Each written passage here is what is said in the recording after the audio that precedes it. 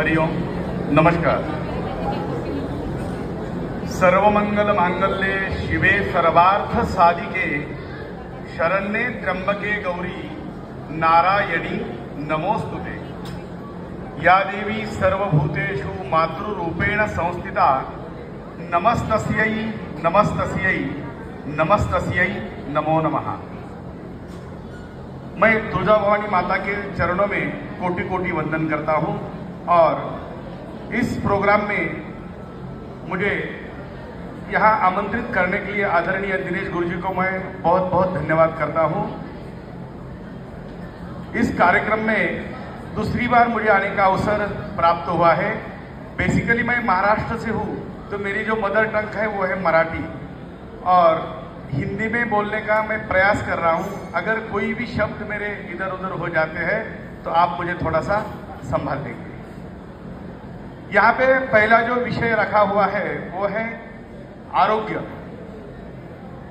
अब तक आरोग्य के बारे में सब चर्चा हो चुकी है, तो उपचार कौन से पद्धति से कौन से ग्रह होने के बाद लेने चाहिए वो बहुत ही एक उपचार पद्धति का है, मैं आपके सामने रखने का प्रयास करूंगा। जैसे कि पंचम स्थान में अगर शनि महाराज बैठे हो तो आरोग्य की ट्रीटमेंट जो है दीर्घकालीन लेनी पड़ती है, तो आयुर्वेदिक अगर ट्रीटमेंट ले तो उसमें जल्दी से जल्दी और ज्यादा से ज्यादा आराम पड़ जाता है। पंचम स्थान में अगर रवि महाराज विराजित है तो एलोपैथिक का उपचार करना अनिवार्य रहेगा ताकि वो जल्दी से ठीक हो जाए। पंचम स्थान के अंदर अगर बुध महाराज का संबंध आता है तो उसमें वात कफ और पित्त त्रिदोषादि का वहां पे संयोग हो जाता है, तो उसे आयुर्वेदिक ट्रीटमेंट अगर ले तो जल्दी से जल्दी उसमें उन्हें आराम प्राप्त हो जाता है। पंचम स्थान में अगर भगवान ग्रहराज शुक्र भगवान का निवास होता है या वहां पे उनका कुछ संबंध आ जाता है तो वहां पे होम्योपैथिक का अगर उपचार लिया जाए तो उन्हें शीघ्र फल मिल जाता है। ये जो उपचार पद्धतियां हैं उनके ऊपर जो ग्रहों का अमल है उसके पद्धति से उपचार लिए जाए तो जल्दी से उन्हें फर्क दिखाई देता है। पंचम स्थान में अगर मंगल का कुछ संबंध आ जाता है तो वहां उन्हें अग्नि कर्म का अगर उपचार किए तो उन्हें जल्दी शीघ्रतया फल मिल जाता है।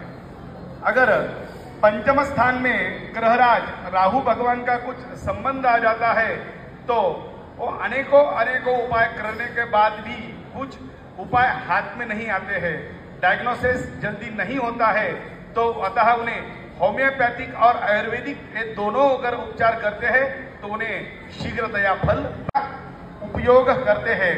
तो पंचतत्व के जो देवता जिस स्थान पर विराजित होते हैं वहां उस स्थान का अगर कुछ उपाय किया जाए तो उसे शीघ्र ही फल मिल जाते हैं। चारों वेद और ये जो ज्योतिष है ये वेदों की चक्षु माने जाते हैं। वेदो खिलो धर्म मूलम, वेद ही इस धर्म के मूल है। अगर वास्तु में हो या कुंडली में है अगर वैदिक उपाय किए जाए तो शीघ्रतया फल मिल जाता है।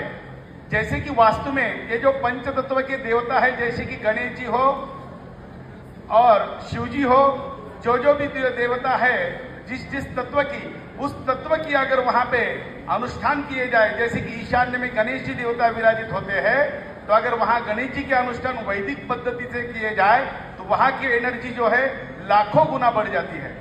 वैसे ही रत्न और यंत्र हम जो स्थापन करते हैं तो बिना सिद्ध किए हुए स्थापन किए हुए वहां पे ऊर्जा बहुत कम मिलती है, लेकिन अगर उसे हम वैदिक मंत्रों के द्वारा उसे सिद्ध करते हैं, आज की भाषा में रिचार्ज करते हैं, तो उसकी जो ऊर्जा है कई गुना बढ़ जाती है। और इस वास्तु में भूमि दोष निकालने के लिए अपामार्जन पूजन वहां चारों वेदों का मंत्र पठन किया जाए और लघुरुद्र अभिषेक करके उसका जल का सिंचन किया जाए तो वास्तु के दोष जो है वो वैदिक पद्धति से पूरे निकल जाते हैं। इसका हमने बारंबार उपयोग करके वहां पे उसका अनुभव लिया हुआ है। आज यहाँ बहुत मूर्धन्य विद्वानों के सामने कुछ विचार रखने का कुछ प्रयास किया हूँ। ये जो दिनेश गुरुजी जी है, उन्होंने इस अवसर मुझे दिया, इसलिए उनका बहुत बहुत धन्यवाद करता हूँ।